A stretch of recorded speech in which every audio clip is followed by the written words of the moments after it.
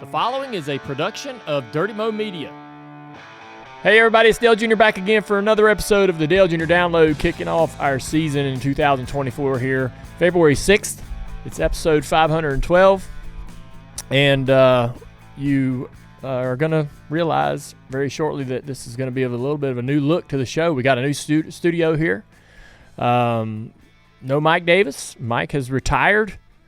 And we'll be kind of taking over managing control of the business as he is a part owner in Dirty Mo Media. And so we're growing so fast, it required more focus and responsibility for him. So, as much as I'm going to miss him, he's excited about taking over, what he's doing, and he's going to miss being on the show, but we're going to keep on digging, and we kind of tossed around the idea of having some co-hosts here in the Bojangles studio, but we're gonna go this route. There are some voices on the show that you're going to hear from time to time. Andrew Curlin is in the studio, and we'll be rapping back and forth about things going on in the sport. Andrew, yes, sir. Also, Dalton is.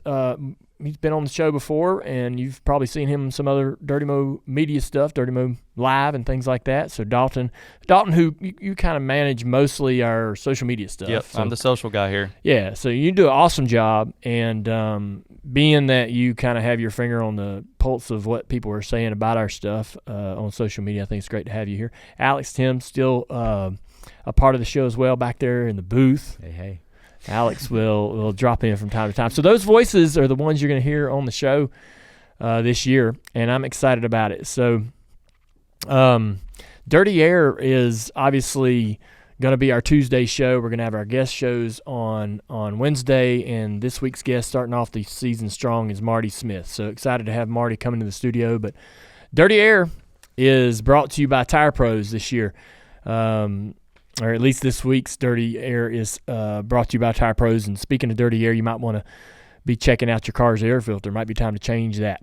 Head over to Tire Pros for a new filter, or go to TirePros.com to find a location nearest you. I've been to some of the local Tire Pros, and as they become a sponsor here at Junior Motorsports, getting to know about that business, pretty cool. Reminds me of my days as a mechanic at the dealership here in Newton, North Carolina.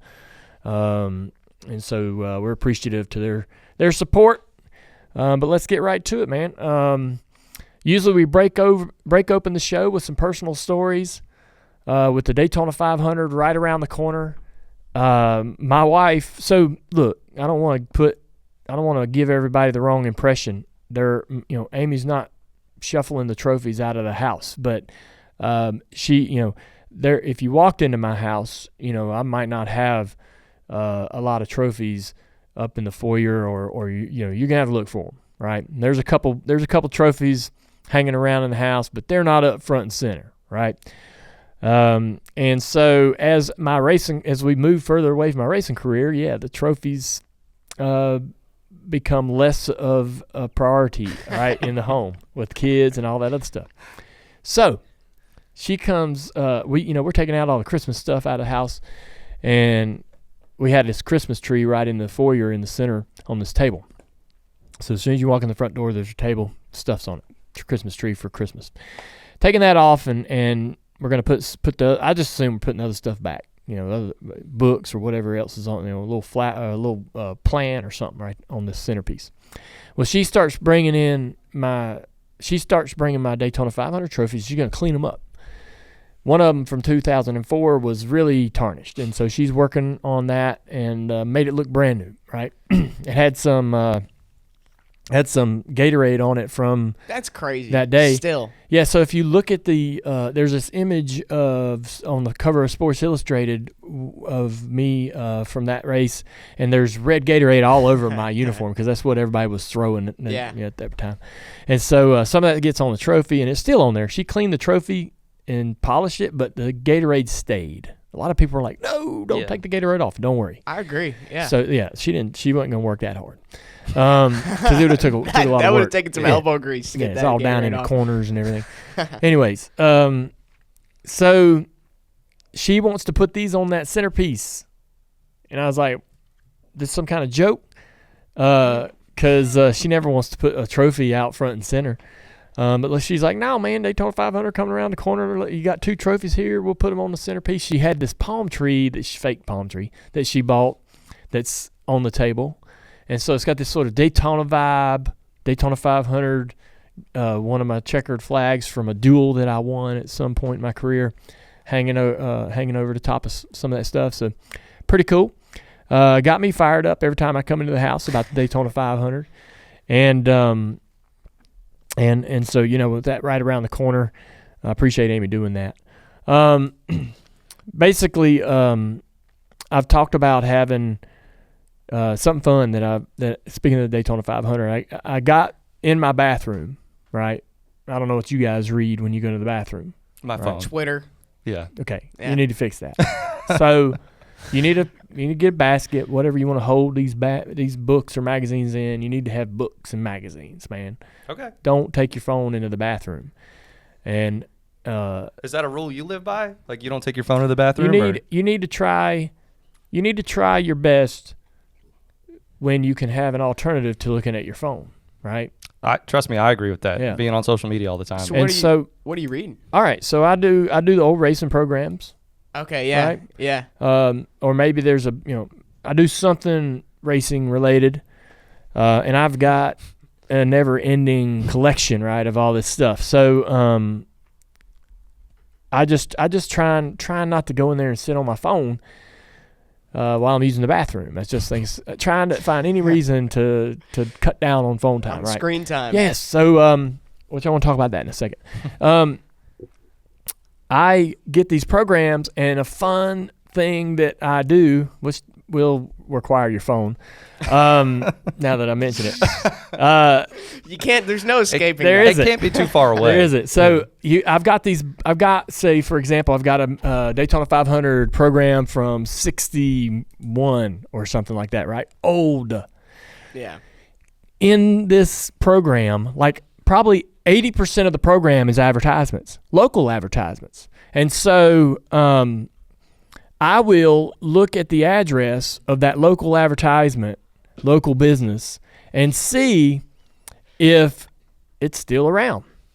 And so I think that is here I'm going to try to find. I found one that's still around. And I sent the photo to you, Andrew. Yeah, and this is funny. Like the backstory to this is, I think it's like 9:00 at night. He sends me a picture. He's like, look at the ads on the race programs, still around. So here it is, Hansard's. I don't know how to pronounce that. Hansard's. Yeah. It's a service center. Air conditioning service center for your car. Yes, family owned and operated since 1945. And so they had an ad in this 61 program from Daytona 500. You can go to Google Street View, and there's the business still in operation. And I'm gonna tell you why that's profound is because literally, I bet only about 3% of those ads in that old program are still functioning businesses. You're probably not wrong. No kidding, because a lot of the ads are like very. I mean, I don't know what it was like in 61. Probably weren't a bunch of big chain things. All the restaurants and grocery stores and everything were mom and pops, so, family owned, local owned, and a lot of those got pushed out or hadn't made it through 50 years of business, or more, 60 years of business. So, anyways, that's kind of fun to do. Do you think Osteen's Pharmacy is still up and running? Doubt it. So that's a great drugstore to the track. Yeah, that's exactly right. So a lot of the pharmacies, family-owned pharmacies, right now they've been replaced by, the big chains. Yep. Speaking of phone time, man, I'm trying a new challenge. Want to challenge you guys to this. Everybody in the room, actually. I picked 2 or 3 apps that I use a lot. Me and my wife got in an argument over who was using Instagram the most or who was on their phone the most, right? And if you get married, you're going to have that conversation. You're on your phone more. No, you're on your phone more. And we actually did the math, and it turns out that we're really on there a similar amount of time, too much. And so nobody really won or lost. But I set some app limits, right? You can go into the screen time, set these app limits, and I'm giving it a shot. So I give myself, I use Instagram and Twitter the most. And so I put myself on a 30-minute limit on both apps. A day? Yeah. Man. Dang, man. Yeah. You got to scroll quick. Yeah. Yeah. I'm telling you, man, give it a shot. I don't know. I think that would affect my job performance if I did that. But Yeah. I could try. Yeah. Yeah, we could do 30 minutes. Well, Maybe your personal usage. When you run out of... You need a work phone and a yeah, exactly. Just separate everything. When you run out of screen time, just go on Twitter online. Yeah, I'll just go your on my computer. computer. Yeah. Bring my computer into the bathroom. I'm gonna give it a shot. So far, it's working really good. Like I'm doing it. I'm messing with it a lot less. Yeah. Dude, what do you find yourself doing in the time that you're not on social now? Do you like reading and stuff like that? Having to talk to people. That's the worst. Yeah. Talking to people. Nah, joking. Just being a little more aware and in the moment with my kids, stuff like that. Because that's kind of where this stemmed from. Is I'll get up in the morning, get right on my phone. We'll go. If we're in the living room, kids are playing and doing stuff, I'm on my phone. Yep. And I shouldn't be. And so there's nothing. I'm not missing anything. Right. It's this thought you are missing something. Right. Man, what is going on? What are they talking about in the industry? What are fans talking about? And so, you spend all day trying to make sure you're not missing something, but you really aren't. There's nothing going on. It's easy to do, man. Just pick up that phone and go. Yeah. Trust me. I think did you see that video of, I can't remember where it was, but it was New Year's Eve, and everyone was filming it wasn't New York, but everyone was filming the ball dropping instead of actually, like, living in the moment. Yeah, like looking at it. There's something that makes me sad about that. It was like that ad that was at the Masters where Tiger was playing, and everyone had a phone except for one guy, and he was holding a beer. And then that beer company ended up sponsoring him. Yep. That was cool. Yeah. So let's get on to the Clash. Had the Clash at the Coliseum this past weekend, and a lot to talk about there. And I know that we'll cover it well on all our other shows with Door Bumper Clear and Denny and everything else. But out of the gate, my personal opinion about them moving the Clash to be able to get it in, I think you had to do that. It's unfortunate as far as what it might have taken away from the ceremony of the event, right? The pre-race, all the build-up, fans in the stands, and all that energy. We voided all that, right, when we made the move to run the race earlier. But it did get the race in. It was still a television event that I think we all tuned into, and it's it's in the books. So I don't have a problem with it. And I think that NASCAR made the right call to do that. I really don't have. I wouldn't have done anything different. I know the drivers really appreciated it. They get to get out of there and get back home, and they're not sitting around waiting on an opportunity to run that race. So I remember, a particular weekend in Michigan where we waited till, we sat around Sunday, Monday, Tuesday, all the way through Wednesday waiting on the rain to go away. And, for NASCAR to make a decision just to go ahead and do something instead of sitting around was good. Do you think if this was like Daytona in a few weeks, where Saturday looks great, Sunday, Monday, Tuesday, the situation looks similar to LA, is the precedent set now that NASCAR can move a race up a whole day? I don't know about a full event. I don't know, man. I mean, there's some legalities I think they have to work through. There's some, I don't know how they can they do that without having some sort of lawsuit brought about? Right. They promote a specific time, a specific day, and so they would have to have probably, if they don't already, have some new language in their terms and agreements with fans that are buying tickets. There's a lot of those things to work through, and that's probably the first. People. NASCAR fans, me, all of us, we can see the obvious and the common sense thing to do in everything, right? But there are these hurdles and legalities to work through that a lot of us don't consider, right? That NASCAR would absolutely have to consider. And so sometimes when they don't make the obvious choice, it's because of some of those hurdles that they can't get over. And so, anyways, let's get to the competition, right? Yeah. One of the things that I saw that jumped off the page was Justin Haley. Justin Haley was competitive all night, racing for Rick Ware. He's came on the show last year and talked about how excited he was. My opinion, I'm thinking, if this guy not been watching where Rick Ware's been racing, where they've been running. But is he trying to sell himself on this idea that they can be competitive? Well, they go to the Clash, and they were. Guy ran great all night long, right in the middle of all of those high buck teams. And so, I'm going to be paying a little bit more of attention, I think, to Justin going forward. Listen, we're not going to take away a lot from the Clash in terms of, what does this mean for the rest of the year?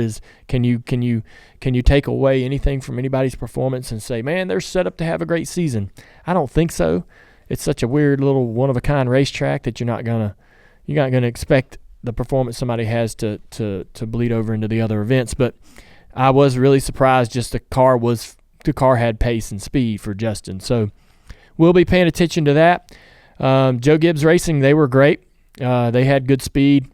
Well, Christopher Bell missed the show. Well, yeah, but I won't put a lot of consideration into that either. I mean, the way the whole event went down and having to qualify and the rounds and 5 or 6 cars per round and the track changing, and I mean, I know there's really no excuse for missing that race, but it was unorthodox. It was just a oddity.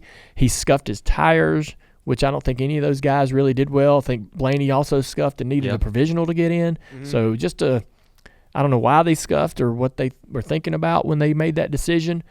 But obviously that worked against them in qualifying, and he wasn't able to get the provisional. He would have been, I imagine, next in line had Blaney got in. Christopher would have got the provisional probably on points. Yeah. But just I don't. Otherwise, I mean, Denny wins the race. Ty Gibbs was fast, so fast. So, anyways, there was some, Joe Gibbs. I say you don't take a lot from the performance at the Clash, but when you see an organization have all of their cars run relatively competitive, that's what you're looking for when you're an analyst, is to say, okay, what organization seems to be most prepared when the season starts or with the most pace. And so Joe Gibbs Racing out of the gate is above everybody else at this, after one event. So a lot of people were beating and banging, a lot of emotions, and you had Logano and Ty Gibbs, which was interesting because watching the Netflix show. Yeah. Right? You go back to, I forget what race it was near the end of the year. Martinsville, maybe? Martinsville, where Joey turned the 54 around. So, I don't know that we picked up on that in the moment at the Clash when those two were going at it, but they've got a little history, and it goes back to just at the end of last year. Something to keep an eye on between those two, because I believe Joey and Ty are going to be racing around each other a lot this year. I expect Ty Gibbs to step it up a little bit and have a bit better season. And, if you're looking at the pace that he had on the field during some of the Clash, I mean, that's a great example of what I think he's capable of. And he almost, he battled right on the bubble there trying to get into the playoffs. I think he gets in, a little more comfortably this year. But anyhow, those two guys are kind of oil and water in terms of personality and how they race on the racetrack. So, if you going back to the Netflix show, who's the most, when you're listening to the radio and the complaints on the radio from drivers, who are they complaining about the most? Denny or Joey, right? So a lot of this guy's this guy drives like a jerk. It's aimed at Joey. And that, I think that you could say that the same comments might have been made about Ty when he was racing in the Xfinity Series. Very aggressive, moving people out of the way, and he wasn't picky about who that was, right? Even his own teammates, he raced pretty rough. He hasn't done that so much in the Cup Series, but I think once he finds the competitive edge and starts to race for wins, then that style and that little part of his personality is going to be back. And I think that is a perfect little storm for a guy like Logano and him, right, to be in the same place at the same time. I think there'll be more more fireworks and sparks than not. So that's worth keeping an eye on going out through the year. Chastain was in a little dust up with Reddick. That was a really interesting one to watch. So, there was just carnage at the end. At the end of that race, last couple of laps, you cannot check up. If you see somebody getting pushed around, you've got to gas it. You might door them. You might drive through them. That's just the way that last couple of laps is going to be at that little track. And Chastain was on the bad end of that. Reddick drove through him, and then Chastain doors Reddick into the fence after the checkered. I don't think they're, knowing Chastain and Reddick, they do not carry this on. I don't think either one of them. I think they're both fine. One, they both kind of got the best of each other.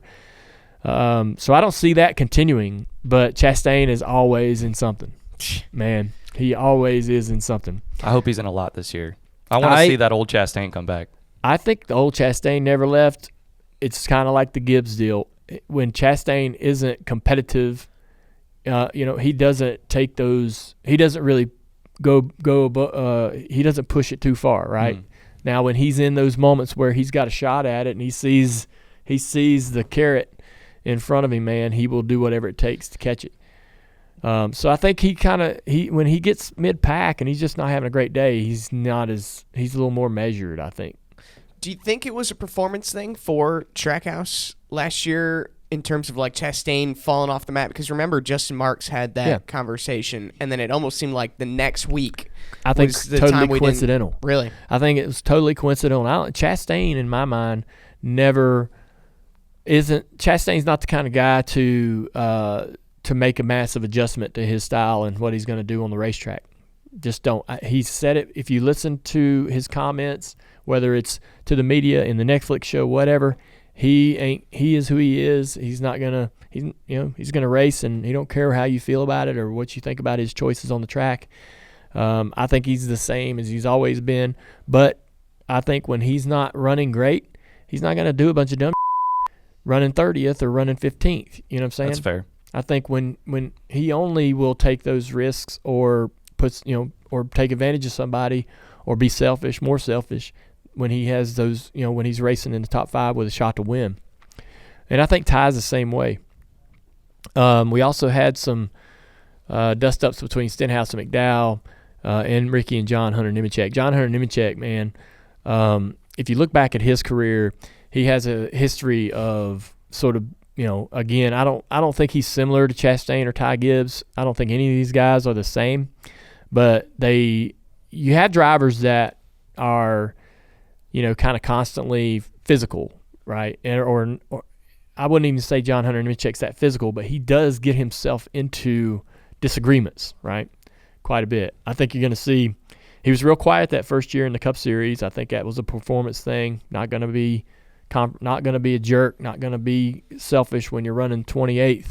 But if he starts to have some good runs, expect to see him also maybe rub some people the wrong way or get in some disagreements about decisions, things happen on the racetrack. I see John Hunter as that kind of guy because, man, when he sees a shot, when he's got an opportunity, when he sees a chance for a great performance or even a win, he lays it out there. Yeah, I think he's got a lot to prove too because he was in Cup and then he went down, and so like chip on his shoulder. Yeah, he's got a chip on his shoulder for sure. Yeah, so I think too we always see it Chastain, and we'll probably see it with John Hunter Nemechek when these guys come into this series. It's like the Ricky Stenhouses, the Denny Hamlins, man. They see them do stuff and they're like, oh no, you need to do that differently. I need to teach you a lesson, or you got to understand that's not how it goes here. Denny was always like that. Brad Keselowski comes in and Denny's going to teach him how to race, right? Denny's going to teach Brad Keselowski this is the way you do it in the Cup Series. So that was a little bit of that from Ricky Stenhouse to John Hunter, I think. But and Bubba and Larson turned him around. Remember, I think that's they've got a little history. Yeah. But that was kind of another situation where you get aggressive with me, I'm gonna get back aggressive with you, and it's a little bull ring, and there's no points, and hey, I'm gonna dump you, and if you finish 20th, 30th, whatever it is, it's an exhibition. I don't know if all of this aggression is as is happening quite as easily if it's if there's more on the line for these guys. But how emotional can you get at a race like this where, I mean, obviously the track is designed for drivers to get into each other, right? So it's like, how much stock can you actually take into it? Well, the track's going to create a lot of the issues because it's kind of the only way around somebody is through them. And these cars, and so you got a kind of a hard tire because it's relatively new asphalt. I don't know the tire was super grippy. I don't, Denny said it took like 10 laps for the tires to actually get going. Yeah, so all of that, lends itself to being more aggressive and hard to pass and having to move people around and be aggressive with it. And you're charging the corners. They all had, they changed some of the gearing or something to be able to try to get the shifting out of there. Mm-hmm. Even some guys were still trying to shift and trying to make that work in qualifying and so forth. But and so now they're not having the engine braking, helping slow the car down with the downshift. So they're locking up the front tires because they're only using the brake now to slow the car down. So getting in the corner and getting in there too hot and then running in the back of somebody was more commonplace. And I would be really pissed off if I got dumped at that race. But I will also know that it's probably not something that's going to happen at another racetrack. There's not that's a tiny little place. And that's what kind of racing goes on at those small little bull rings like that. You're not going to go to, Greenville Pickens and expect to, have clean racing all night long. It's just not what happens there. It's kind of the code. You just know it's coming, and you just try not to be on the wrong end of it. Denny Hamlin wins the race. I really thought Ty Gibbs was going to win. Some of those restarts, they got beat around, pushed around, shuffled out, and Denny was able to be the one that didn't do that. So I don't know. I don't know where the clash goes from here. I thought the race was entertaining. Did it live up to the standards of the clash? Maybe not, but I think that was more to do with having to move the race early, and it took a little bit of the tradition and celebration, and took all the the pre-race ceremonies and stuff out of it, so the build-up was not there. It was like tuning into a local race at Flow, on a streaming platform and just kind of watching the Saturday night feature, which was totally fine. But there's a lot of conversation about where it goes from here, and I got a little opinion on that. I think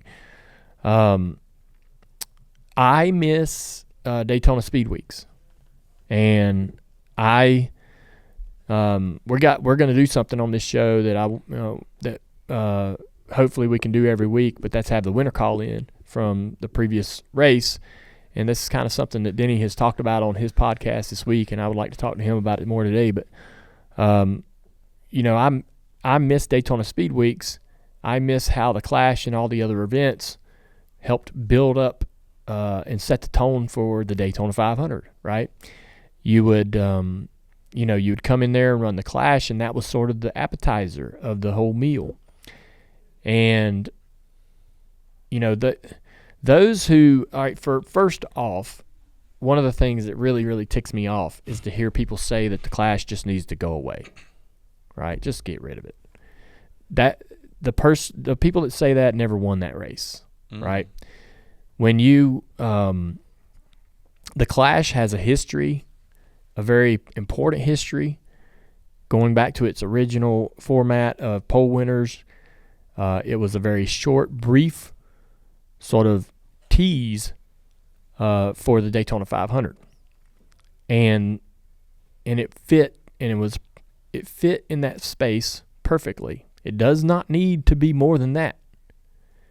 And I'm of the opinion that it doesn't need to be going around to all these other racetracks. It doesn't need to go to Mexico. It doesn't need to go to Canada. It doesn't need to go back to the Coliseum. It doesn't need to go to your local short track or South Boston or anywhere.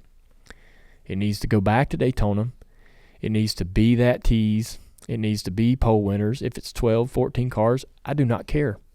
If it's a 20-lap race and it lasts 15 minutes, I do not give a shit. All right? That's all it needs to be. And so every race has a role. Every race in the season has a role. Every race needs to stay in its lane, and that's what the Clash needs to do. And there's Denny will talk about the economics of that, right? Going down there, taking the car and the crew and all that stuff, and the expense, and running that race, potentially crashing a car that he didn't want to crash. But that's what you sign up for. When you're an owner in the Cup Series, that's what you sign up for. Everything that we've done, about everything that we've done to strip away time at the track, the practices,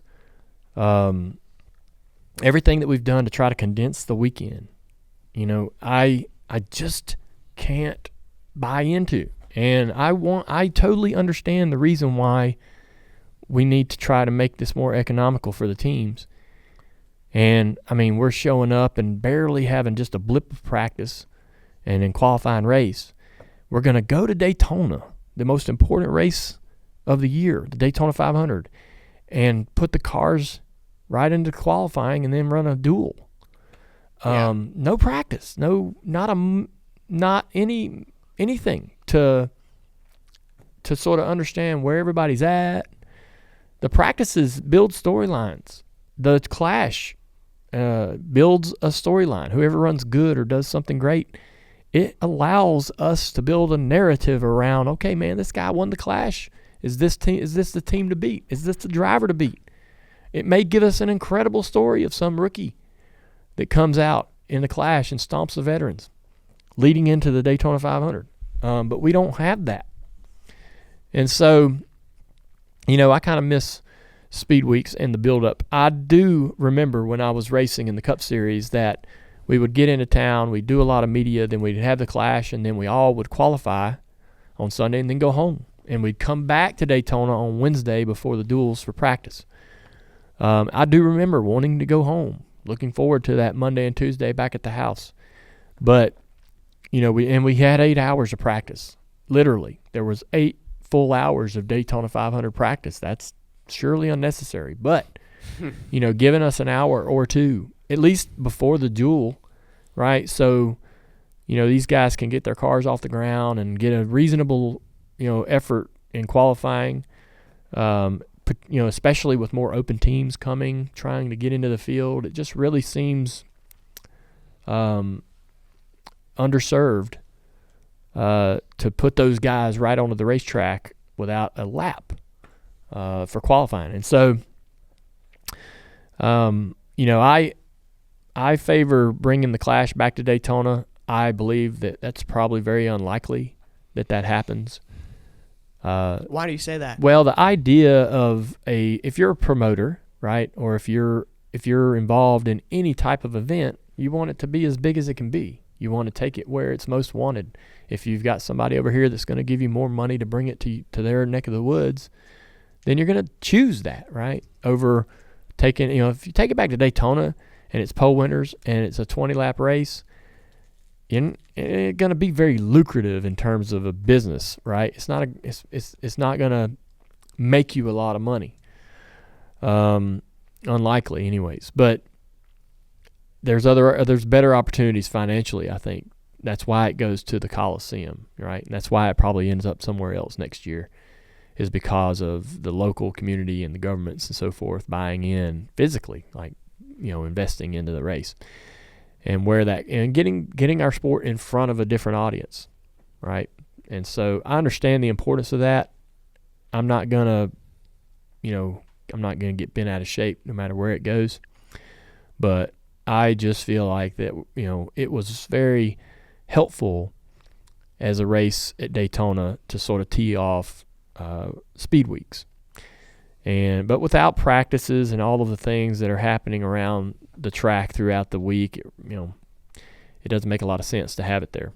You have to bring it all back, right? You have to kind of bring back the old the series, and the series in the industry needs to go to Daytona and build up, right? The moment that is the Daytona 500. And so the Clash was really good at being the sort of introduction to that. People are asking, like, genuinely, where do they think is it going to go next year? Jeff Gluck already thinks it's not going back to L.A. No, so, like, no, where do you think back. it's going? No. I mean, that you could see the writing on the wall while that race was going on. Yeah. You could feel like, NASCAR's like, all right, man, this was a great run. Enjoyed it. We're out, Just the whole, I don't know, there was really way less sort of ceremony around it than the first one or two. And it's like, they're they're at the end of the contract. It's a 3-year deal, and we're going to take they already probably are having conversations with where it's going next. You're here in Mexico, right? You're hearing it might go down there. You're hearing Canada's in the conversation. I don't know where they might take it up there, but who knows? I don't know where it's going to end up. But if they're going to go off the wall, right? If they're going to get out of their, box, so to speak, and go take this thing somewhere crazy, there's a race, Brands Hatch, over in Europe. They have this little short course called the Indy course. And it's, if there is, I've said this before, but if there's a short track in the road course world, it's those style of tracks like the Indy course at Brands Hatch. And so it's, I love ovals. I want to see our cars racing on ovals. I'm not a massive road course fan, right? I'm not a massive road course left and right kind of guy, but I think those shorter courses, now that's interesting to me, right? Because that's going to potentially create more lap traffic. The shorter the course, when it's like a 3/4 mile or a mile and a quarter road course, you're going to get opportunity to catch the back of the field quicker. And that's what our cars need, right, is traffic and challenges and to keep the racing, interesting. When we're on those, 1 3/4 or 2 mile road courses, things kind of get strung out, right? Anyhow, so that would be my hope, is that we'd go to a short bull ring of a road course, wherever they may take it. If they can't take it to an oval or back to Daytona. So, they should take it to Daytona Beach. Daytona Beach, the beaches of Daytona, the original. Oh, the actual beach. Yeah, the original. That's not going to happen. Right? That's never happening. We're going to do some championship predictions later in the show. I've got some notes here about new faces and new places. Want to cover all that stuff, but first I want to talk about the TV deal. We've, this year you're going to have Fox and NBC just as we always have, and going into 2025, 2 new players come on to the scene: Amazon and Turner. They're going to be, basically the way I look at it is, you're going to have Fox, and then in June, you're going to have Amazon. Then in July, you'll have Turner, and then NBC will finish the season. Now, the Amazon deal may start in the back end of May, but basically it's like a June, July, and that's kind of the way I'm looking at it. My contract with NBC is up. It was up at the end of last year. I'm currently working through what that looks like for me. I definitely love being in the broadcast booth and want to continue doing that. We've had some great conversations with all of NASCAR's TV partners. My home and my love is at NBC, and I'd love to be back with them. So we'll see where it goes. But right now, man, I really don't have a job in terms of broadcasting. So, but you got some information about, so what does that mean, obviously, for the Dale Jr. Download? Right. So, obviously while you're working through this, we got a bunch of questions asking, like, where is the show going to go? Obviously, Peacock won't be in the play at the beginning of this season until you figure out what your contract looks like. But we have some good news with that. Download is going full episodes on YouTube, which is going to be awesome. People have been asking for that. So the Dale Jr. Download, people have been asking for the full episodes forever. Yeah. Right. And we've had a lot of reasons why we weren't doing that. So I'm excited. It's easy for people to find. Everybody uses YouTube. So yeah, you'll be able to watch this show and everyone else, every show after that for the rest of the year on YouTube.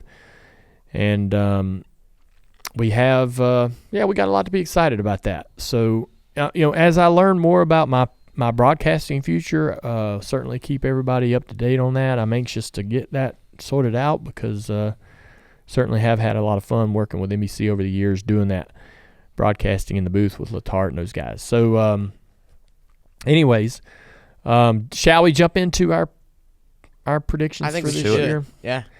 Well, one of the things I want to talk about first is new faces with new places. Okay, you got Josh Berry in the 4-car, missed the show at the Clash. That was a gut punch, I'm sure. Yeah. I believe I've just got short comments on all of these. I believe Berry will perform well enough to earn more time in the 4-car. Take that however you want. I think that he's going to have a hard time at that car was up and down last year. SHR wasn't very good at all. I think SHR gets better, a little better. They take a few steps forward, and an improvement like maybe kind of similar to Roush.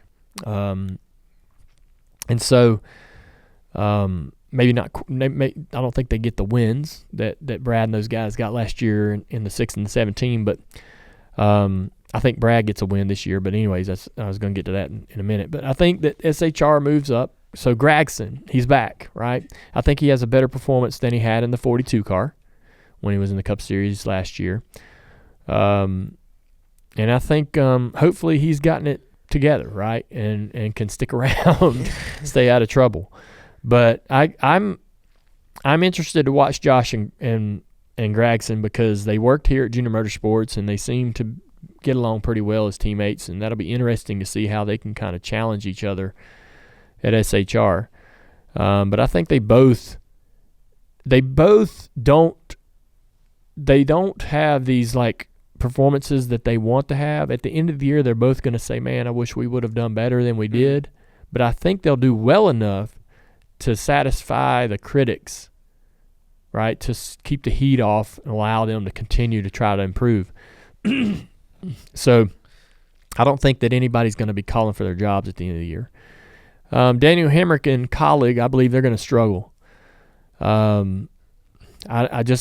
don't know. The Colleague thing, changed quite a bit in their drivers in terms of Xfinity and the Cup side. So, I'm not actually sure what to expect, but I just got a feeling that Daniel's going to have a very similar existence that he had when he was with RCR in the Cup Series.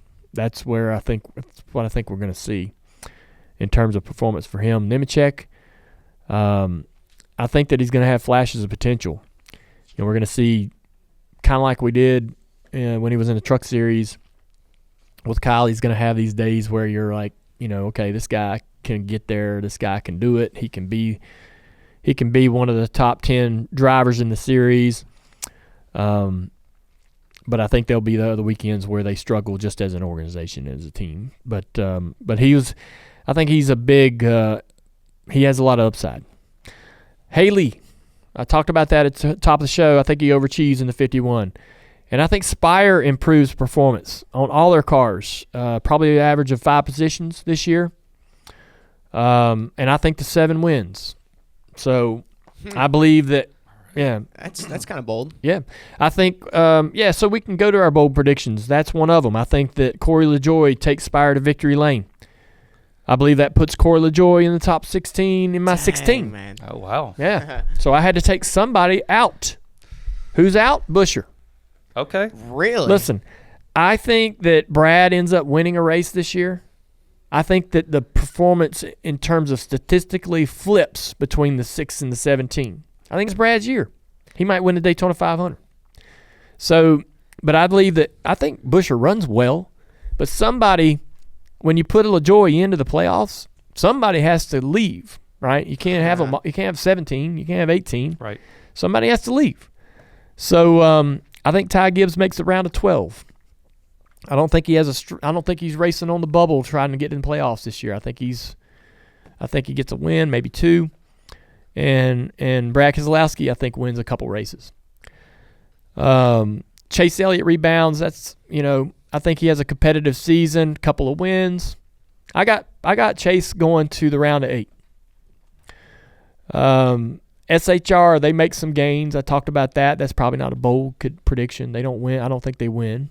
They may luck out and get a win somewhere and boot somebody out of the playoffs. But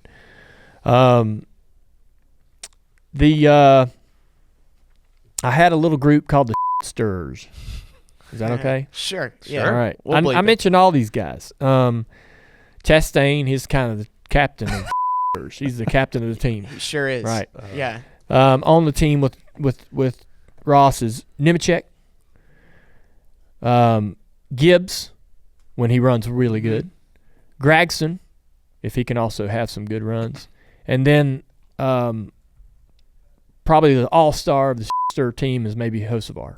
Oh yeah. There's gonna be some big moments. Yeah. I love that lineup. Yeah. That's like a basketball team from the 90s that plays dirty. Yeah. They're just all What in is there. that movie that Pistons, The Bad News basically. Bears? No. Or Yeah, they're kind of like the Bad News Bears, but then the movie with Will Ferrell, the basketball. Oh, semi-pro. Yeah, they're the Love that. that's who these guys are, man. The Flint, Michigan Tropics. Yes, yes, they're the Flint, Michigan Tropics. Yeah, that's going to be a good group to keep an eye on. And there's my bold predictions. Championship 4. Wait, so hold on. The Stirs. Yes. How many of them make the playoffs then? Okay, so in my on Give the me your shit. 16. Huh? Give me your. You tell want all me- of my 16? Yeah, I want your 16. Okay. LaJoy, Bubba Wallace, Kyle Busch, Brad Keselowski, Christopher Bell, Chastain, Bowman, Gibbs, Chase Elliott, Reddick, Truex, Byron, Logano, Larson, Hamlin, Blaney. No, Wow. Bowman. Huh? No, he said No. Bowman. Oh, you said Bowman. All four. Sorry. all Sorry, four did I go Hemsworths. too fast? No. I- I got you. Did I go too fast for See, you? when you texted me that you were gonna do this, I made a list myself, so I was trying to follow along. I have it and like see. Yeah. Okay. So I don't know whether you want me to tell you my final 4 first or my finals or the 16. So I got them in rounds. If you got them So in my rounds, I round wanna of hear 'em. 16 is LaJoy, Bubba, Kyle Busch, and Brad. Out. Right. In, however you want to look at it, in or out. Yeah. I mean, I don't want. This isn't. Hey, we're gonna punch them in the gut because they're gonna. This is, hey, you made the playoffs. Yeah, congrats. Yeah. I don't think you're going into round of 12. We don't have to really harp they on that. Said be out. Yeah. Yeah. That's the one thing that's annoying. People are like, "Tell me your playoff picks," and all people want to harp on is like, "Oh, you don't have him moving forward. Yeah. Oh, you don't have them going in the round. Oh, they're not in the round of 4. So going into the round of 12, my 4 in the backside of the round of 12: Christopher Bell, Chastain, Bowman, Gibbs. Yeah, I think Gibbs gets in. Maybe he goes farther than that, but I'm not gonna give him that. I'm not going to give him that until he proves it. Christopher Bell, this is such a hard one. I watched that Netflix, and he's Yeah. he takes. Yes. I mean, I would too. I would take it so personal. Yeah. If I'm achieving well, right, getting far into the playoffs, and people are totally forgetting that I exist. Yeah. They asked if he was an underdog, and he's like, "No, Yes, I'm not. he's I not. made the round of 4 2 years in a row." Listen, this is it. Christopher Bell doesn't make the round of 8, or he wins the championship. It's literally 50-50. I think that's fair. It's literally 50-50. He's going to get knocked out. It's going to have some bad luck. Yeah. It's not going to be performance driven. He'll just have some bad luck, not make the round of 8, or he's going to win it all. All right. So the round of 8, Chase Elliott. I said he's going to have a rebound this year. I think he gets into the round of 8. Reddick, Truex, and Byron. Oh. Byron slips a little. He kind of barely made it in, at Martinsville, knocked Denny out. I think that, and some of the races that he won, like he won the rain-shortened race at Atlanta, kind of fell into that win. He's going to be so pissed off I said that. He got fortunate at Darlington, right, when they crashed out in front of him, the 1 and the 5. That without those moments, I think that's what gets him to slip out of the 4. Right. And so my 4 is Logano, Larson, Hamlin, and Blaney. And I got Blaney repeating. Now, I know the odds of that happening are very not good at all, right? Nobody's Never happened this format. Yeah, it's never happened, but this is a short sample what we're pulling from to say, oh, this has never happened. We're not talking about 75 years of history here, just a few. But I think that man, they ran so good at the end of the year, right? They got a new car. Is that new car going to help them at some of these other racetracks? Is it going to help them in some scenarios aerodynamically and so forth that they find themselves in where they were, a bit challenged? I know the Toyota also has a new car too, so could be interesting to see how that matters. That the little changes in the front end, especially I think where we're mainly going to see is at Daytona and Talladega where the pushing happens. They made the Toyota a lot better in terms of being able to push another car, I think. The Ford was already great at that, but I think the Ford's going back the other way in terms of trying to get, what they give up in aerodynamic advantages to be able to have that flat nose to push at Daytona and Talladega hurts them everywhere else. And so they've kind of dialed that back a little bit to gain some benefit. Well, another thing to think about is there's 2 more Toyotas in the field this year. So at Daytona and Talladega, you're going to have a little bit more help on that third line that Bubba was trying to make Dalton, happen. that's a really, really good point because when we do get into the meat of the race, it does come down to the numbers. And a lot of times, Toyota guys are always short. There's a lot of Fords, a lot of Chevrolets.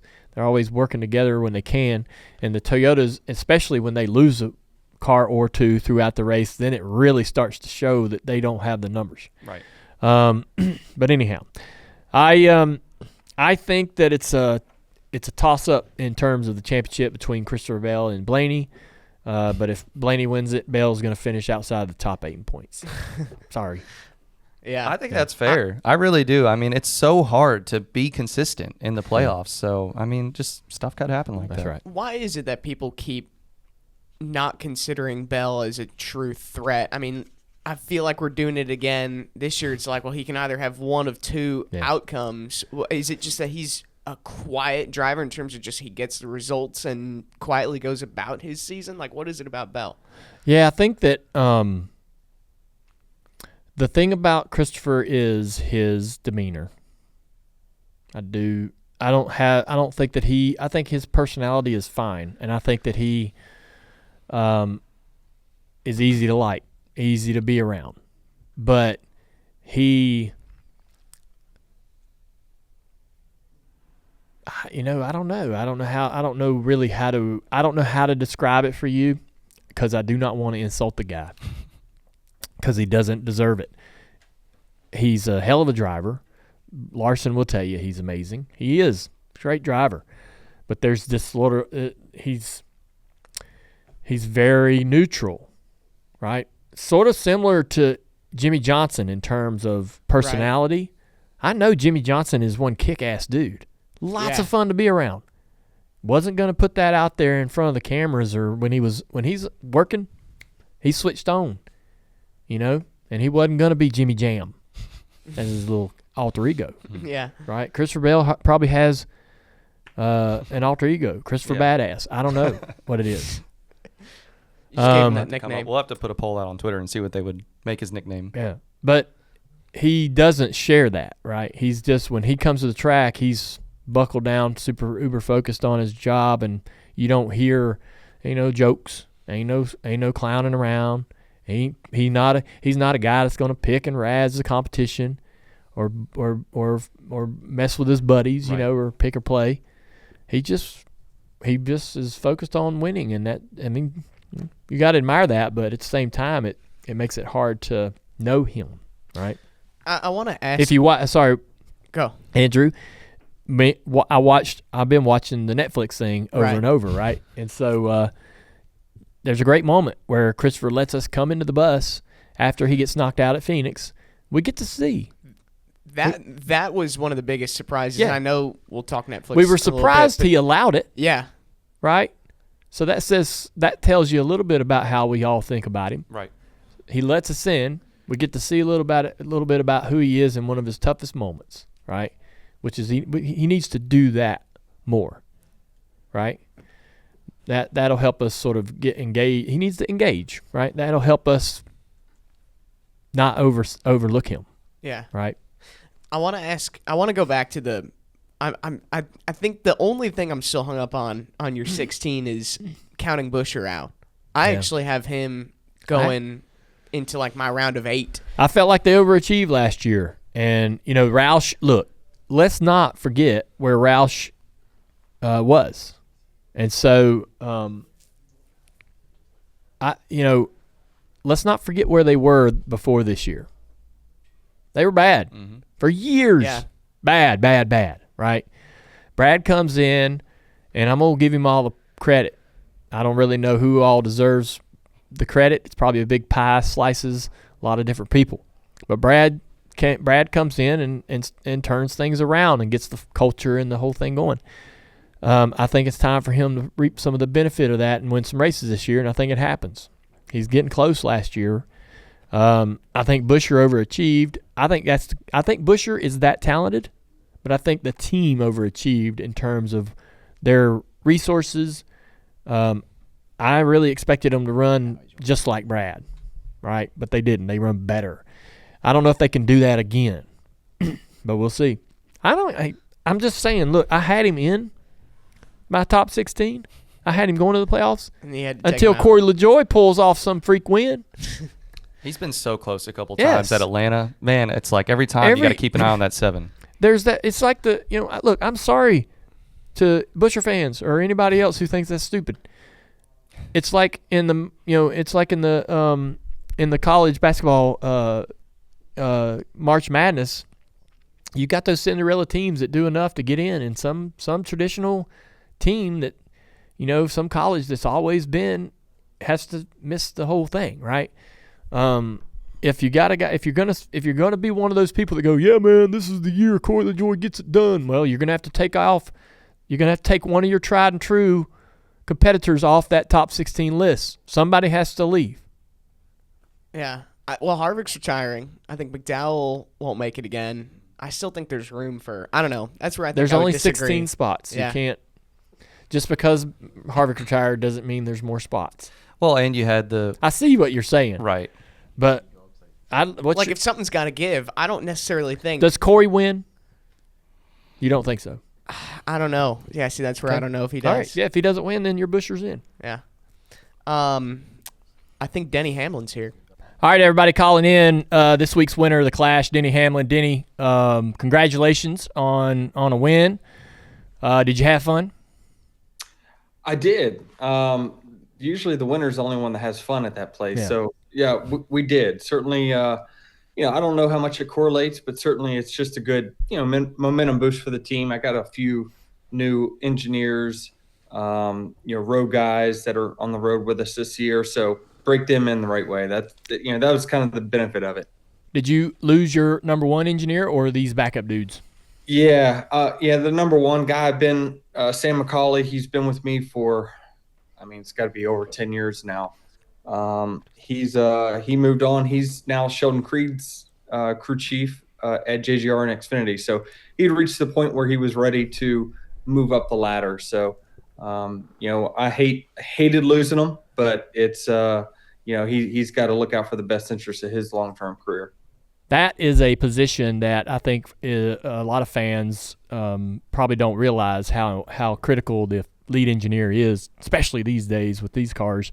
So that could have a negative or a positive effect for a team when they make the change in that particular position. But so let's go on, man. You talked about this on your podcast a little bit. Actions detrimental. Where does the Clash go from here? I got my opinions about it. I listened to some of your comments about the financials of going to Daytona. And so my opinion is that, I miss Speedweeks. I miss being there, even though when I was racing, when I was like you, I was ready to go home on Monday and Tuesday between the Clash and the duels. But I miss the practices and just sort of the lead up. You talked about how it was kind of a nice way to figure out who was good. It was a storyline. It created storylines. It sort of was the appetizer and the teaser for the Daytona 500 and built the momentum up to that race that we're sort of lacking. But you also noted the financials to running there, and there, as an owner, taking cars that 50 to 80% they're of a chance of wrecking those cars in that race. So what? And you said you didn't have the answer. I'm hearing they might go to Mexico. Canada's in the conversation. I guess everything's on the table. What do you think happens to the Clash? Well, it needs to be on an oval. That That Okay. I'm pretty firm in that belief that it needs to be on an oval. If we go somewhere, okay, it can't pay 25% of what a normal race pays though. That if you're What is talking the about normal race pay? well, if you look at Bob Pockris posts what the purse is for each and every race every week, and it's right around what $8 million somewhere in that Yeah. range, and this week was 2.2. Okay. So it's 25%. So it's economically this race is a loss, no matter what you do to it. But now if you are going to tell me that we're going to go, to another country like this, it gets to a point where this is not an investment for the teams anymore. This is, I don't know that it was an investment anyway. If you asked all of us, we probably if we had the option, all teams probably would opt out in participating in the Clash because it's has a bad negative impact on us. So, I just believe that I think there's merit to what you're saying in the buildup of Speed Weeks. Certainly we should not be going to Daytona and just qualifying lap one. Yeah. Like, not only that, but we had teams, had some mechanical issues in qualifying. I think it was a year or two ago. Two cars couldn't even get off pit road because, they Connor didn't. Daly's car was bouncing all over the place. Yeah. Yeah. It's just, this is the biggest race. And if you don't have build up to it, there's going to be a price to pay, and it could be through ratings. So I think that there is merit to running there, but certainly if you told me we're going to go back to the Daytona Oval, again, now you're saying, for the quarter of the purse, now we're more likely to tear up equipment. I don't know what the net difference is of that versus going all the way to LA, right? I mean, the travel there, that's pretty heavy on the team. So I'm not really sure. I don't know the right answer. There's only many warm weather tracks. Do you think the Clash goes away entirely? Are you one of those? No. It's a revenue maker for the league, so they're not going to get rid of it. Plus, you've won some of those races, and now, like, if that race just disappears, your successes are diminished. Yeah. It doesn't matter. Yeah, I just want whatever is going to be best for the sport and all the stakeholders, but equally for all stakeholders. So if we're going to go international, that's fine. Make sure you take care of your teams that have to put the effort in to do it. If we go back to Daytona, make the thing pay like it's supposed to. I'm not really sure, right? Could you do this on a Thursday before Daytona? You got your Daytona 500 on Friday practice or qualifying. Like, it needs Daytona. We need to be down there a little bit longer. So I don't know the right answer. There's Pensacola down there, 5 flats, whatever, right? We got to find a warm weather. Dude, that's a great. I didn't even think about that. So, like, they had Speedweeks, the short track World Series down there. Maybe it could be like a component of that in a way. You get 18, 22 cars out on the racetrack down there with the late models. That could be cool. Yeah, I've heard you say as well that, like, you believe that the Clash should be pole winners only, right? That's what it was. Yes. It's what it be used 12, 16 cars. So, we just got into a point, though, that every team had such big sponsors. Yep. About 8-10 years ago that some were getting left out. And enough team owners started griping that, hey, I can't be leaving out, Budweiser or whoever it was at the time out of the Clash. You got to invite us in. So then they started getting creative with the rules to allow these guys to get in. But now I think we can go back to it being a little bit more prestigious. Exclusive. Yeah. That's a better word for it. Yeah, I like that too, man. I think that it needs to have the All-Star race. You mentioned it. It's about All-Stars. It should be just All-Stars, the best in the sport. It should be a very select group of people. The Clash was about pole winners. It needs to stay in its lane. That's all it needs to be. We need to quit trying to make it more. It's just that. It's a little teaser for the Daytona 500, 20 laps, 12, 15, 14 cars out on the racetrack, just racing for, and you probably could take 12 to 16 cars, and you could have a pretty good purse with $2.5 million. Sure.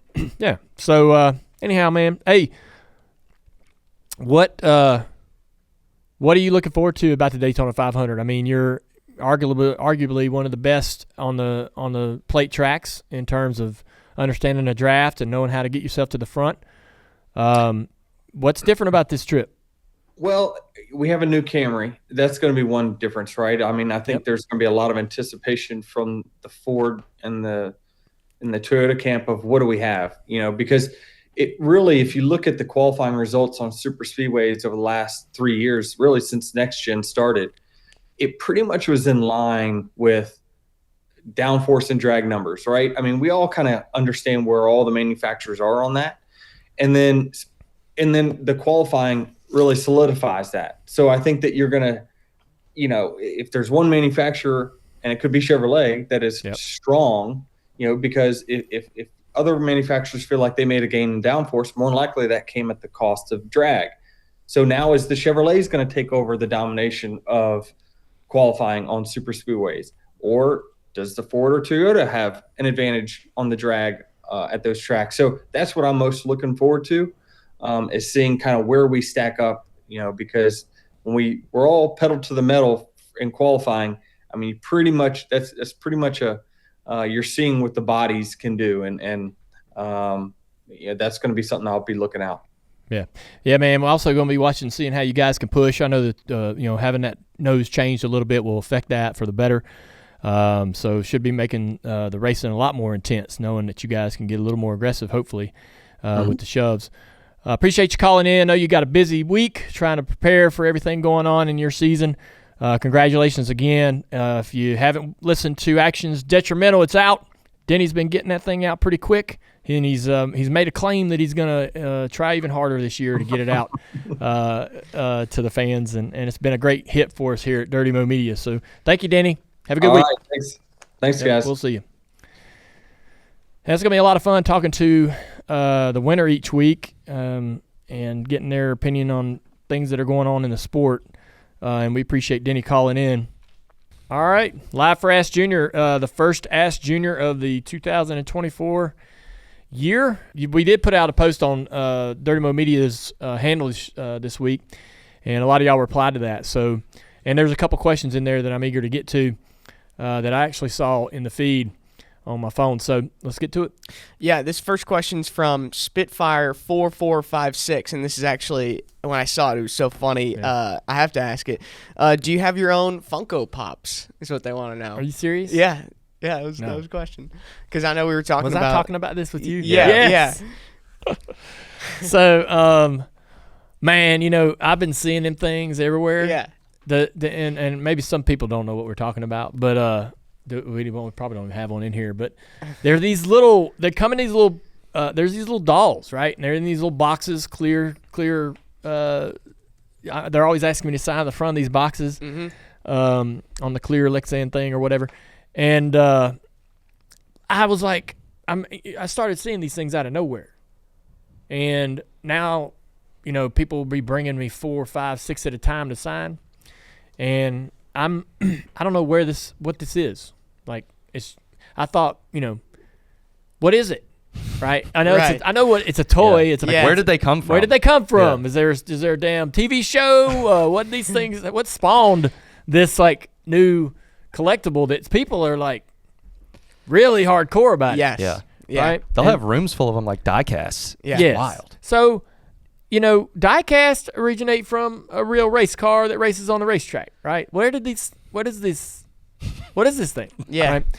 I don't know if anybody knows. We don't know. Anyways, I do not have any, but I sign them all the time, and I don't know where they came from. So I'm on their Wikipedia page. Okay. Do you want to guess the year that it was founded? I'm going to go way back to I'm going to say 1997. Oh, you're 1 year off, 98. All right, yeah. Feels about right. But it originally started getting popular around the teens. So like all right, 15, 16. All right, so if you start anything, man, you got to wait a while. You got to be patient. Yeah. For it to take off. I thought, don't get discouraged if your Funko Pop idea isn't a big hit in the first 10 years. It might take a while. You walk away from that, look what you're missing now. Yeah. Because them damn things are everywhere. All right, what's next? This next question's from John. Do you have a Super Bowl prediction for this weekend? Man, I think the San Francisco 49ers win. Okay. Yeah. I think that they feel like, to me, that they're the better defense, and I think the offenses are somewhat equal in terms of productivity. And I know, I'm not a freaking expert, so get off my ass if you don't like my prediction, but I just feel like that for whatever reason, man, they're just going to do a better job of being able to control the game, and it's not going to be this massive blowout or anything like that. I bet you it'll be 7 to 10 points, but I just feel like that the edge is in the defense. Do you do like those props where it's like heads or tails, or how long the like, national anthem is? Yeah, like the color Gatorade. Not really. I do like the player props. I'm all Okay. about the over under on like rushing yards and stuff like that. I kind of get into that, but otherwise, no. I don't like the silly. I don't like those silly props. Right. Like how long this is going to be and who's going to, what team will score first, Right. or that kind of. I ain't figuring that out. Yeah. It's a gamble. Yeah. Yeah. There's I mean, nothing it like is. It's losing literally money a on the coin toss. flip. There's nothing like losing Yeah, money it on the coin toss. There's nothing like Let's starting do one the day right off now. like that. Hey, tails is 53%. It hits. How does so, that happen? I Tails mean, never fails. It's not 50-50. I wonder if there's just a tick more weight on one side of the Yeah. coin. It's just right? tails never fails. It rhymes. Something that sort of gives it an edge. People are probably sciencing this out. Usher's the halftime show. Okay. How do we feel about that? Are we excited about Yeah. that? Any thoughts about that? Yeah. I don't think I have any thoughts on it. I think a lot of people are going to be disappointed that it's not Taylor Swift. But You don't know. I don't know. She You never could know. bust out and be part of one of the songs. She could hop up there and do a duet. Be pretty cool. She Yeah. might do it. So is Usher all of the halftime show? They haven't released Usually anything. they do some. I feel like he's Like got to bring out surprises. like Lil Jon, and you know what I mean. Yes, Like he yes. has to. Yeah, I they don't got to know. do. But There's going to be something. we'll see. There'll be some accompanying pieces. I feel like that's what the Super Bowl used to be. The halftime show would be like, okay, this guy's headlining, but he's going to bring Yeah. 20 different artists with him, and it Yeah. would, but we'll see. Yeah, that and the commercials, man. Greatest Super Bowl commercial Oh gosh, for me. It was the Bud Bowl. the Bud Bowl. Yeah, I- I remember I was young enough when the Bud Bowl came around. I was like, I could watch this. Like if they wanted to do like a 30 or an hour, like a 30-minute Bud Bowl, sort of a series. Is the Bud Light was up? Was that a Super Bowl Yes. commercial? Yeah, that's that a was good one. And all the Budweiser ones were good. Gosh, from back in the day. yeah. The Lizard. And The Clydesdale with the puppy and everything. That one always got Yeah. me. Got a little choked up on that. I didn't care for that one that much. That was too predictable. Yeah, a little bit. We got a question from the YouTube chat. Travis wants to know, do you have a favorite Toby Keith song? Obviously, he passed away. Yeah. Last night. Last night. No, not really. Yeah, I mean, he had a lot of great music. Yeah. Yeah, he did. I was surprised because he recently just played in Vegas. Right. He had a, Yeah, had it wasn't a deal too that's long like ago. a month ago, maybe. So, and maybe he knew what, maybe he knew His fate. where his situation was, and just wanted to get up there one last time and kind of feel that energy and that adrenaline that you get from probably playing a show. I can't imagine, but how emotional that must have been. I was blasting him on the way to work this morning. Oh, Yeah. look at this. Is that We found one. the Funko Pop? The Funko Check Pop. that out. It's not in its box, man. This is weird. I know. This Yeah, is this is now, wrong. This is weird. This is wrong. We'll guys, put him right escaped. there. We need to It collect just some don't stuff feel over here. just don't feel right. With him not in his box. We can find his box. He's missing his home. He needs to go home to his cage. Yeah. All right. Is that going to be a permanent? I feel like it's we'll got to make I reckon stay it now. is, It yeah. has. Yeah, Or we just can put it made- back there on No. the. All right. Okay. Not I on don't the want it set. in. I don't want it over there. Yeah. Oh, by the way, I'm realizing this is the first reveal of the new It studio. technically Live is. on It YouTube. is. Yeah, we talk about it at the top of the show, but we got a new studio, and so the guests will obviously sit in this chair here. If I have a friend or Amy might come next week or something like that, we'll set them right there, and we got a little screen. We can put up anything we want on there that's always been in the studio but not in the shot. We moved a few things around, got a new design on this wall, which I love, and We modeled looks it cool. after your truck a little bit. Yeah. Yeah. And so, there you see Dalton and Andrew on their table. They're right here in front of me, so I can give them a hard time about anything they say. And so we're gonna have this. Gonna be fun. We went around and around and around with the design of this studio and how it was gonna be. And here we are. Everybody pretty happy with this? I love it. Okay. I think it's great. Yeah. Yeah, me too.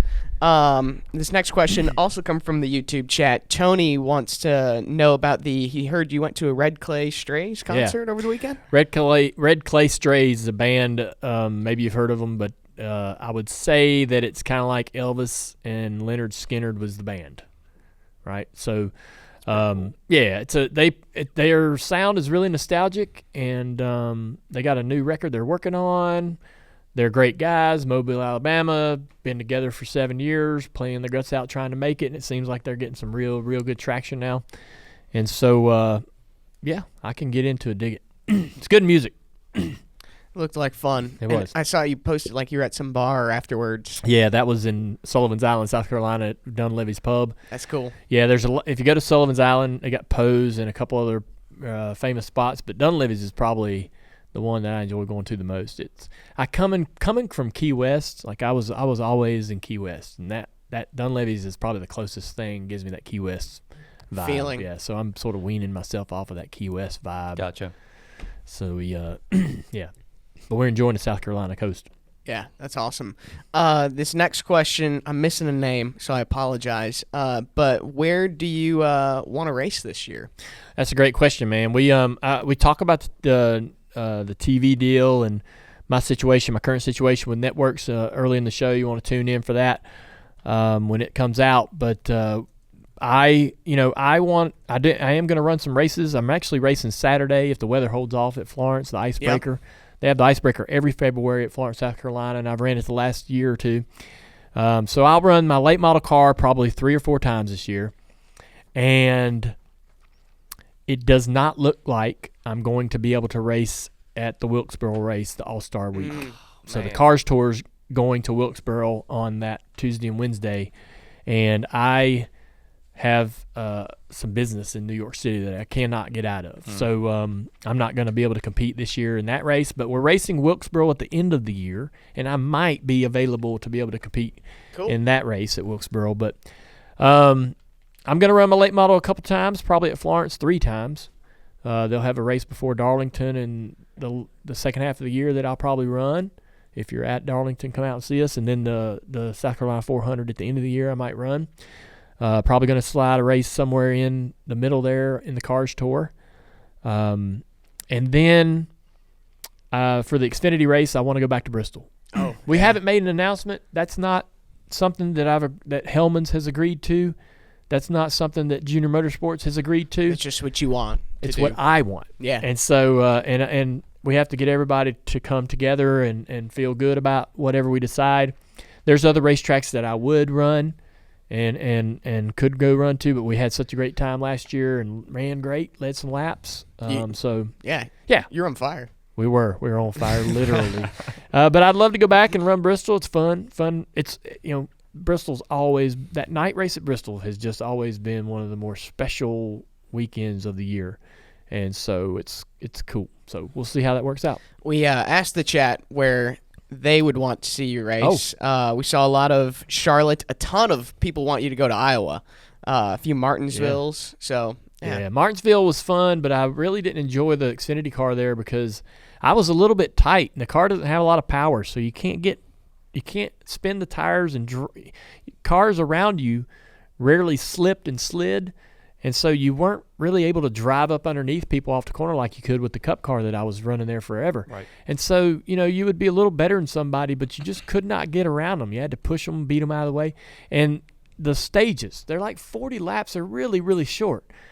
In the Martinsville car, in the Martinsville races that I always ran, I needed that 80 or 100 lap run in the middle of that race. We'd get them long green flag runs where you could really do some work, take care of your car, get your car to last, get the tires to do good work for you late in the run. None of that happens really in the Xfinity race. The stages are just too short for that to really play in. And then the craziness that happens at the end of that. I haven't ran good enough at Martinsville in the Xfinity car to be in that top 10 to get the shit kicked out of me. But if I were, I would not enjoy that. Yeah. Right. The chaos that goes on. It's fun to watch. To watch, fun to talk about. I love standing there and seeing it happen, but I don't want to be in that chaos. Carnage. Cars coming across the finish line on fire and all that mess. Yeah, absolutely. Yeah. All right, well, that's I think if anything we got out of this Ask Juniors, we found the Funko Pop. So Yeah. that's some I thought we had a great time, news. man. I enjoy the Ask Junior segment of the show. It's great to be back. Come visit us every week here for this particular segment. The show's going to have some cool bells and whistles this year, man. We just got off the hook with Denny Hamlin, the winner of the Clash. We're going to have the winner call in each week, schedule permitting. They're busy people. And anyways, that's it. We're going to do White Flag and wrap it up today. Yes, sir. All right. So we talked about the Cars Tour races that I'm going to run or that I want to run this year. We also got some updates to the Cars Tour itself. And the Cars Tour has a new primary sponsor, ZMAX. We're excited about that. And also the West Series announcement. The Cars Tour is going west. We got a pro late model Western series that's going to be sort of managed by Harvick and some of his folks out there, some of his friends and relationships that he's had over the years. Very excited. Kevin brought that idea to us. And so the Cars Tour expands just a little bit with a leg on the West Coast. We also have a couple other new partners coming in the Cars Tour this year. We're excited about Sound Gear, Shitty Coolers, and Death Wish Coffee. Shitty Coolers, man, that's a cool name. That's funny, man. Right? Yeah. I love it. SHITI. It's like a play on Yeti, Yeah. right? And I got one, man. They're kind of cool. They got this really cool vintage retro vibe to them. And HendrickCars.com is on board this year, going to be helping us out. All of these partners, man, make the series go. And we've got a lot of new announcements to keep you up to speed throughout the year with the Cars Tour. New shows on Dirty Mo Media this year, the Teardown, one of the coolest shows in all of NASCAR. Instant reaction from Jordan, Bianchi, and Jeff Gluck after the races. They've done this Teardown for a long time. It's very popular with race fans. And we're going to be able to provide that to you and in a great sort of cooperation or cooperative effort with The Athletic that Jeff and Jordan both work with. So they're very, very cool guys, and I've always appreciated them both, and that'll be great to be able to have the Teardown on our feeds. Door Bumper Clear's back in full swing with their first episode this year. Speed Street's going to drop tomorrow with a new co-host, Chase Holden. So check that out. Get to know Chase. Dirty Mo Doe is back with Steve Letarte on Thursdays to preview all the bets that you can make before the Super Bowl. And this is a really, really big year for that show and gambling in general for North Carolina as the laws in the state are changing this year. And so, you know, if you want to kind of know some of the smarter bets, but even if you're not into gambling, I'm going to tell you, man, that show, Dirty Mo Doe, is a great way to handicap the field. And in a weird way, I kind of get more information about Steve's opinion of who's going to be great to be able to even just set my fantasy lineup on Dirty Mo Doe. So very entertaining show. And so also we got Denny Hamlin's Actions Detrimental that's been a big hit for us. And Denny now, the megastar that he is from the Netflix series, that show is going to continue, to get bigger and bigger for us. And he's done a great job with it. And then the Dale Jr. Download Reloaded. That's a new Thursday episode of the Dale Jr. Download that's going to come out. It's a spinoff to the Dale Jr. Download that we have on Tuesdays and Wednesdays. And this is for the fans.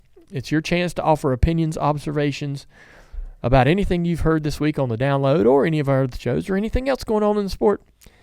I'm not going to host it. We'll have some different hosts of that show in the coming weeks. But we want to hear what you have to say.